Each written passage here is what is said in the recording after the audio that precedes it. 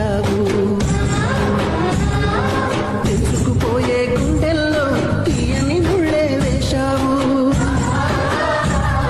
ఇన్నాళ్ళు వేచిన మా కళ్ళు ఇచ్చెను కర్పూర హారతులు.